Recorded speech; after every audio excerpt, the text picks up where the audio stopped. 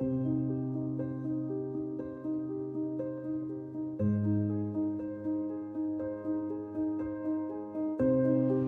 the modern consciousness, the name Disney is not merely a brand. It is a global synonym for magic, a cultural shorthand for a kingdom of dreams built for the child in all of us. It represents a vast, multi-billion-dollar empire of films, theme parks, and merchandise. Its iconography is more universally recognized than the flags of most nations. But this empire, seemingly conjured from stardust and wishful thinking, was not born in a boardroom. It was forged in the fires of bankruptcy, betrayal, and relentless, near-maniacal determination by one man, Walter Elias Disney. This is not the story of the smiling, grandfatherly Uncle Walt who graced television screens in the 1950s. That was a persona, a carefully constructed brand ambassador. This is the story of the man behind the curtain, a restless, often tormented innovator who clawed his way out of poverty, a ruthless perfectionist who drove his artists to the brink, and a visionary who, more than anyone in the 20th century, industrialized the creation of joy itself. His journey begins not in a fairy tale castle, but in the stark simplicity of the American Midwest. Born in Chicago in 1901, Walt's formative years were spent on a farm in Marceline, Missouri. This brief, idyllic period would become the emotional wellspring for his entire creative life. The friendly animals, the steam train whistling past the fields, the bustling Main Street, these were not just memories. They were the raw materials he would later refine and sell back to the world as pure American nostalgia. The Marceline dream was short-lived. Financial hardship forced the Disney family to Kansas City, a move that thrust young Walt from a rural paradise into a harsh urban reality. His father, Elias, a stern and often unforgiving man, bought a newspaper delivery route. For 6 years, starting before dawn, in bitter winters and sweltering summers, Walt and his brother Roy delivered papers. He was never paid for this grueling labor. It was simply his duty. The experience instilled in him a ferocious work ethic and a deep-seated resentment of being under another's thumb. Despite the drudgery, the creative spark flickered. He doodled constantly, taking classes at the Kansas City Art Institute. After a brief stint as an ambulance driver in post-WW1 France, he returned to Kansas City, determined to make his living as an artist. He found work at a commercial art studio, where he met another young, ambitious animator named Iworks. It was a partnership that would, for a time, change the world of entertainment. Together, they started their own small company, and Walt soon became fascinated with the nascent art of animation. He saw its potential beyond simple, jerky cartoons. He founded a new studio, Laugh-O-Gram Films, gathering a team of talented young animators. He was a natural leader, full of infectious enthusiasm, persuading his team to work long hours for little pay, all of them chasing his grand vision. The Laugh-O-Grams were a creative success, reimagining classic fairy tales with a modern, witty twist. But they were a catastrophic financial failure. Walt was a brilliant artist, but a naive businessman. He was chained to a predatory distribution deal that paid him almost nothing. Soon, the studio was drowning in debt. The team disintegrated, the equipment was repossessed, and Walt was left with nothing. At just 22 years old, Walt Disney was bankrupt. He was a failure. He ate leftover food, slept in his office, and watched his first dream crumble into dust. It was a humiliating and formative trauma. In the summer of 1923, with his one good suit and a suitcase containing little more than his drawing materials, he bought a one-way train ticket to Hollywood. He was finished with Kansas City, but he was not finished with his ambition. He arrived in California with a singular, burning resolve forged in the ashes of Laugh-O-Grams. He would never again be at the mercy of a distributor. He would control his own destiny. He convinced his brother Roy, a savvy financial mind who would become his lifelong business partner, to join him. From a small garage, the Disney Brothers studio was born. Their first break came with the Alice comedies, a series that cleverly blended a live-action girl, Alice, with an animated world. It was a modest success, enough to keep the studio afloat and allow Walt to build a new team. But he was hungry for a bigger hit, a character that could truly put them on the map. He needed his own star. That star was Oswald the Lucky Rabbit, Created in 1927, Oswald was a sensation. He was charming, mischievous, and beautifully animated. For the first time, Walt had a genuine hit on his hands. The studio grew, the future looked bright, and it seemed as though he had finally overcome his early struggles. But the lesson of betrayal was about to be taught again, this time more brutally than ever. The Oswald cartoons were distributed by Charles Mintz, a New York producer who legally owned the character. When Walt went to New York to negotiate a better contract, Mintz delivered a stunning ultimatum. Take a massive pay cut, or Mintz would take Oswald and most of Walt's animation staff, whom he had secretly hired away, and produce the cartoons himself. Walt was cornered and utterly defeated. He had been outmaneuvered. The character he had poured his heart into had been stolen from him. He refused Mintz's deal. He walked away with nothing. The long train ride back to California was the lowest point of his professional life. He had lost his studio once before to bankruptcy. Now he had lost his creation to corporate treachery. But on that desperate, lonely journey, something happened. Walt was not a man who wallowed in defeat. He stewed, he plotted, he created. He needed a new character, one he would own completely, one that nobody could ever take from him. He thought about the mice that used to scurry around his old Kansas City office. With a few simple circles, a new character began to take shape on his notepad. He would be called Mortimer, until Walt's wife, Lillian, suggested a friendlier name, Mickey. Mickey Mouse was an act of creative vengeance, a symbol of defiance born from utter humiliation. Back in California, Walt and his one remaining loyal animator, the brilliant Iwerks, worked in secret, feverishly producing the first Mickey cartoon, Plain Crazy. They screened it, but no distributor was interested. In a world of silent films, it was just another cartoon. Walt, however, saw the future. He had seen The Jazz Singer, the first talking picture, and knew that sound was the next frontier. In a decision that was both visionary and reckless, he decided to risk everything he had left on producing a third Mickey cartoon with synchronized sound.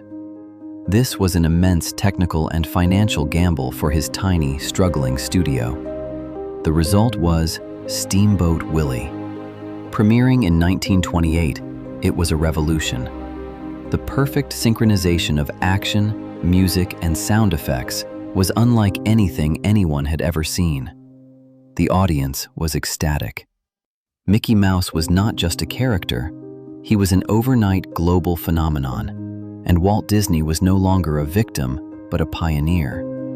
He immediately capitalized on this success, launching the Silly Symphonies series as a laboratory for technological innovation. He used it to experiment with new narrative structures and, most importantly, color.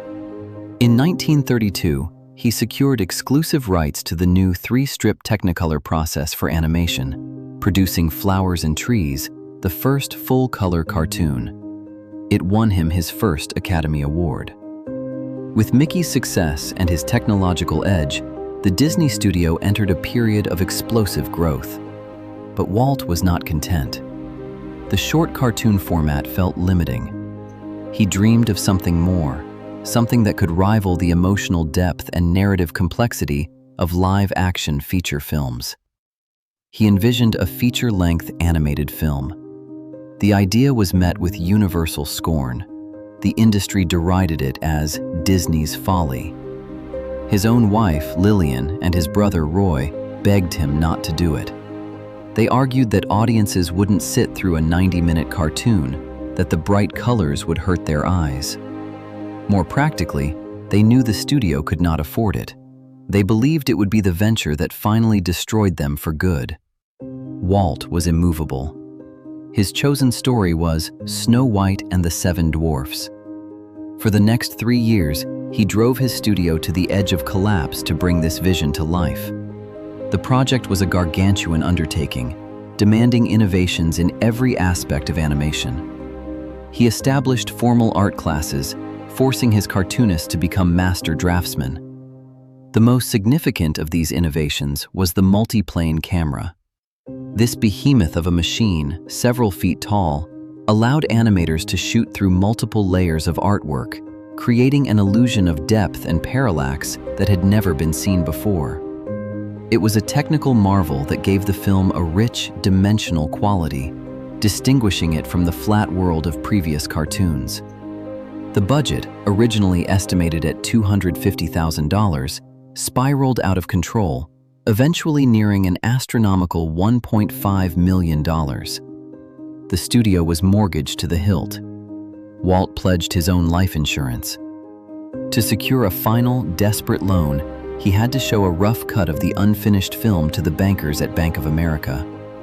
His entire empire rested on their reaction. On December 21, 1937, Snow White and the Seven Dwarfs premiered at the Carthay Circle Theater in Hollywood. The industry insiders who had come to witness Disney's folly sat in stunned silence, then erupted into a thunderous standing ovation.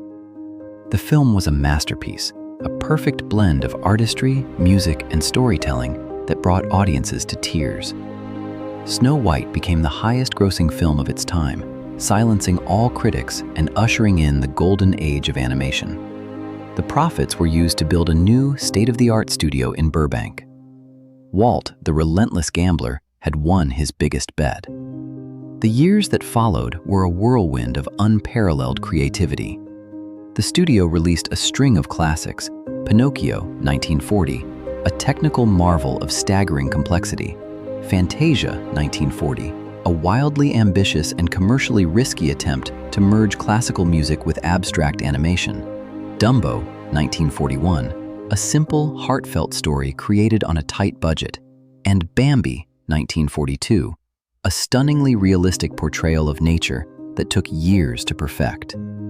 But behind the scenes, the family atmosphere of the studio was beginning to crack under the strain of Walt's perfectionism. He was an impossible boss, demanding endless revisions, his moods swinging from paternal encouragement to volcanic rage. He saw the studio as an extension of himself, and his artists as instruments of his vision. This tension erupted in 1941 with the Disney animators' strike. Many artists, feeling underpaid and uncredited for their crucial creative contributions, picketed the studio. For Walt, this was not a labor dispute. It was a profound personal betrayal. He felt that his children had turned against him. The strike was bitter and divisive, and it permanently shattered his idealized image of the studio as a happy family. He never truly forgave the strikers, and the experience left him with a deep and lasting scar. The outbreak of World War II further disrupted the studio's golden age. The U.S. Army commandeered a large portion of the Burbank lot, and the studio was contracted to produce training and propaganda films for the war effort. The international market for his feature films vanished overnight, plunging the company back into financial precarity. The post-war years were a period of rebuilding and diversification. The studio was struggling, and to generate cash flow, they produced package films like Saludos Amigos and The Three Caballeros, which stitched together shorter animated segments. It was a step back from the grand ambition of the pre-war era, a time of creative compromise born of financial necessity. To survive, Walt knew he had to expand beyond animation. He ventured into live-action filmmaking with Treasure Island, 1950, and produced a series of highly successful nature documentaries called The True Life Adventures. These ventures were crucial, providing the financial stability the animation department desperately needed. But a new, far grander idea was beginning to consume him. It was an idea born of his own dissatisfaction. When he took his two young daughters to local amusement parks, he was dismayed by the dirty, unsafe, and cynical atmosphere. He sat on a park bench, watching the bored parents, and imagined a new kind of place. He envisioned a park where parents and children could have fun together, a clean, safe, and beautifully designed environment where stories came to life. It wouldn't be an amusement park, it would be a theme park, an immersive, three-dimensional world. This was the genesis of Disneyland. Once again, The world thought he was insane. His own company's board of directors refused to fund the project. Roy pleaded with him, arguing that the studio was not in the business of carnivals. No one in the traditional amusement park industry believed his concept would work. The project was too big, too expensive, too strange.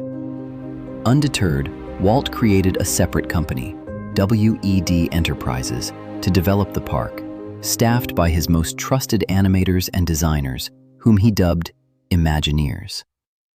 To secure the funding he couldn't get from banks or his own board, he turned to the fledgling medium of television, a technology most film studios viewed with contempt. He struck a landmark deal with the ABC network. In exchange for a weekly television show, ABC would help finance the park. The Disneyland TV show, hosted by Walt himself, was a stroke of marketing genius. It gave audiences a weekly sneak peek at the park's construction, building unprecedented public anticipation. It also transformed Walt into the beloved Uncle Walt, a household name and the trusted face of his brand. Construction of the park in Anaheim was a frantic 366-day marathon. It was a project of unimaginable scale and complexity. On July 17, 1955, Disneyland opened its gates to the public. The opening day, broadcast live on television, was a near-total disaster, infamously known as Black Sunday. The asphalt on Main Street was still soft, trapping women's high heels. A plumber's strike left many water fountains dry on a scorching day, and counterfeit tickets led to massive overcrowding. The press declared the park a catastrophic failure. But Walt was not a man to be defeated by a bad review or a disastrous opening. He saw the flaws, and he and his team worked relentlessly to fix them. And the public, despite the opening day chaos, kept coming. They were mesmerized. Disneyland was not a failure. It was a triumph that fundamentally changed the nature of leisure and entertainment. It was a masterfully executed fantasy, a living embodiment of the brand. Its success gave Walt and his company a level of financial security they had never known before. His creative energy, however, was not exhausted. He saw technology not just as a tool for animation, but as a way to create new forms of immersive storytelling. For the 1964 New York World's Fair, his Imagineers developed breathtaking new attractions, most notably pioneering the use of audio animatronics. The most stunning of these was Great Moments with Mr. Lincoln, featuring a stunningly lifelike robotic figure of the 16th president who would stand, gesture, and speak. Audiences were astounded. The technology proved that Walt's team could create not just animated characters, but believable three-dimensional beings, blurring the line between illusion and reality. But even Disneyland, now a global destination, was not enough. Walt was frustrated by the tacky motels and businesses that had sprung up around his pristine park. He dreamed of having more space, of having total control over the environment. He began secretly buying up massive tracts of swampland in Central Florida. This was not for Disneyland 2.0. This was for something far more ambitious. He called it the Florida Project.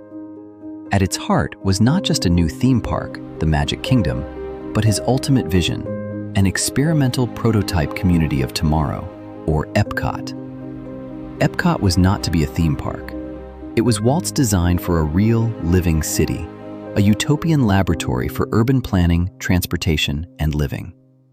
It would have a radial design, with a bustling urban core and greenbelt suburbs, all connected by futuristic transportation like the monorail and the people mover. It was his answer to the problems of the modern city. This was the final evolution of Walt Disney, from cartoonist to film producer to park builder to urban visionary. He was no longer just building fantasies, he was attempting to build the future. He filmed a detailed presentation outlining his vision for Epcot, his excitement and passion for the project palpable. Tragically, it was a future he would never see. A lifetime of heavy smoking had taken its toll. In the fall of 1966, during a surgery for an old neck injury, doctors discovered that Walt had advanced inoperable lung cancer. The man who had meticulously planned decades into the future was told he had only months to live. He kept the severity of his illness a secret, continuing to work obsessively on his Florida plans. He would spend hours looking at the massive map of the property, pointing, dreaming, and planning the city that would be his final, greatest legacy. On December 15, 1966, just 10 days after his 65th birthday, Walter Elias Disney passed away. The world mourned the loss of the man who had brought so much joy into their lives. The flags at his Magic Kingdom were lowered to half-mast. After his death, his brother Roy postponed his own retirement to ensure the Florida park was built and named Walt Disney World in his honor. But without Walt's singular, driving vision, the company lost its nerve. The radical concept of a living city was abandoned, and Epcot was eventually built as a second theme park, a permanent World's Fair. The experimental community remained a dream. Walt Disney's legacy is immeasurable. It is in the films that form the bedrock of global childhood, in the theme parks that set the standard for immersive experience, and in a corporate empire that continues to shape popular culture. But his true story is not one of effortless magic. It is a testament to the power of a single, unyielding will. It is the story of a man who faced bankruptcy, betrayal, and ridicule, who gambled everything he had, time and again, not just to build an empire, but to construct a better, happier, more hopeful version of the world as he believed it ought to be. The magic was never the point. It was the product of the struggle.